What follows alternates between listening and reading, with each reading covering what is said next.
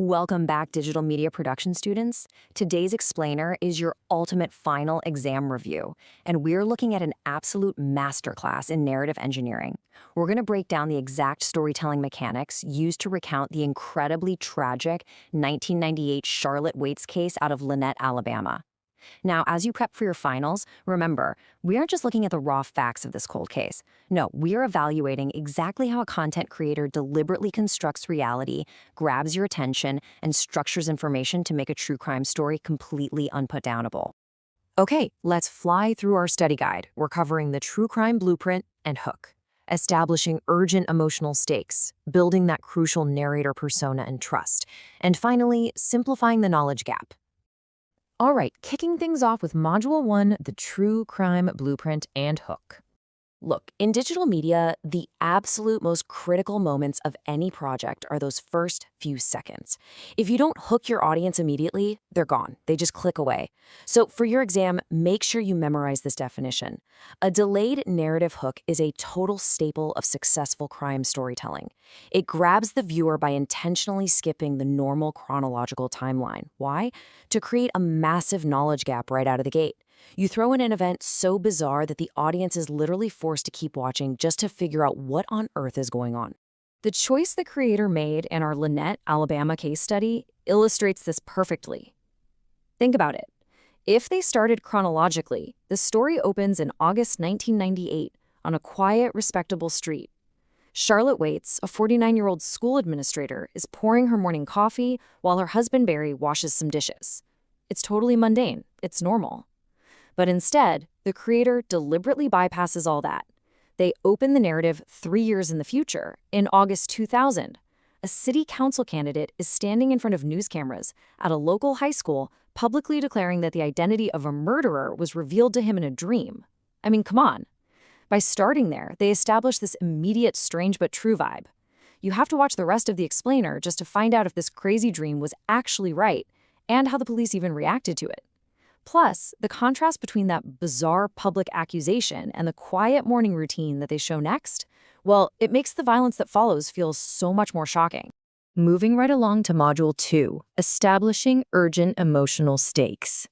So how exactly do you make a closed, historical cold case feel like an active, pressing emergency to a viewer just chilling on their couch?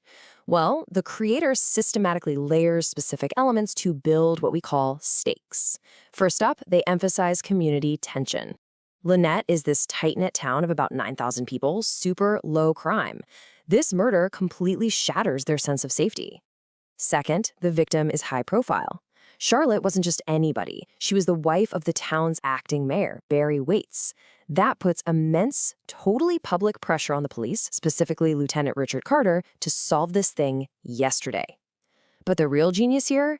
The moral stakes. The creator highlights these incredibly messy family dynamics. Charlotte has a 17-year-old daughter, Kara, who's secretly pregnant by her boyfriend, Dave Reed, a guy the parents absolutely despise, by the way. On top of that, Charlotte is locked in this bitter legal battle with her cousin, Wayne, over some really valuable inherited land. By stacking all these moral stakes together, the creator makes the emotional resolution of the story feel just as urgent as the actual legal whodunit. They also use something we call the clock factor. The timeline is structured to map out a really tight 2-hour window for the murder. Charlotte leaves work at 11 a.m., drives home to fix her hair around 11:30, and by 1 p.m., her coworkers are calling an empty house. Later that afternoon at 4:30 p.m., her 21-year-old daughter Heather gets home from college and makes the horrific discovery, finding Charlotte lifeless at the bottom of the stairs. By strictly defining that 11 a.m. to 1 p.m. window, the creator turns everyday alibis into this high-stakes puzzle. Kara was babysitting, Heather was at college, cousin Wayne was at an aluminum plant, and Dave, the boyfriend, was landscaping. The viewer is right there, actively evaluating these alibis right alongside the detective. All right, Module 3, Narrator Persona and Trust. In digital media, your persona is basically your currency. Right after dropping that dramatic hook about the prophetic dream, the creator literally hits pause and speaks directly to the viewer. They explicitly lay out what the channel is all about. By promising these strange, dark, and mysterious delivered in story format, The narrator steps right into the role of an expert conversational guide. They're setting crystal clear expectations, which immediately builds a really strong foundation of trust with the audience. And you know that trust is absolutely crucial when messy, real-life investigative details threaten to totally derail the story.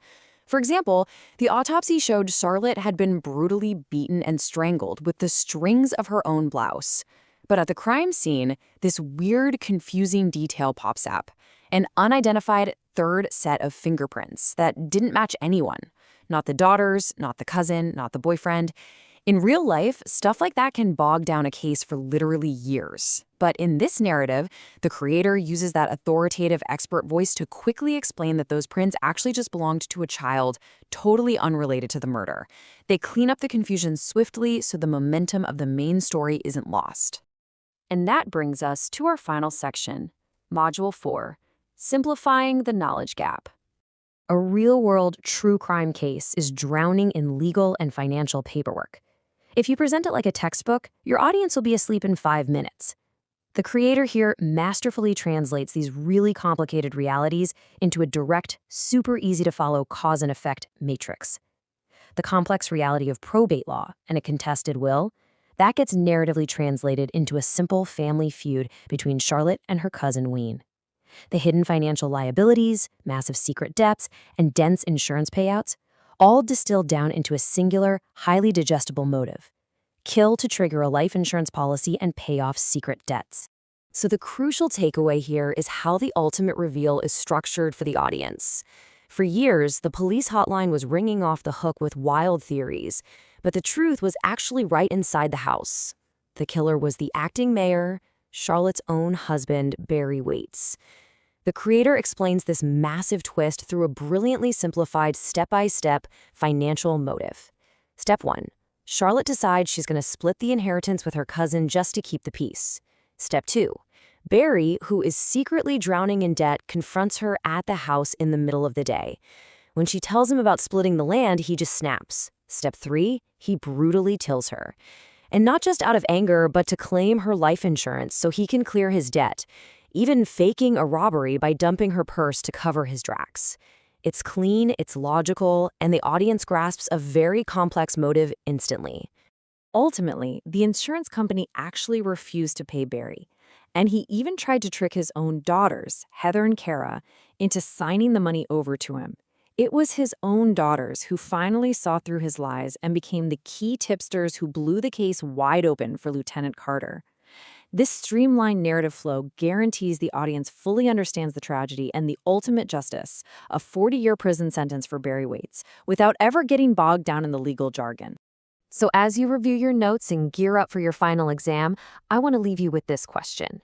We've just seen how a delayed hook, carefully layered emotional stakes, a trustworthy persona, and the simplification of complex realities can turn a 1998 cold case into an incredibly gripping narrative. How do these specific storytelling mechanics shape our perception of reality? And more importantly, as future media producers, how will you ethically and effectively wield them to command attention in your own creations? Think about it. Good luck on your exams, everyone, and I'll catch you in the next explainer.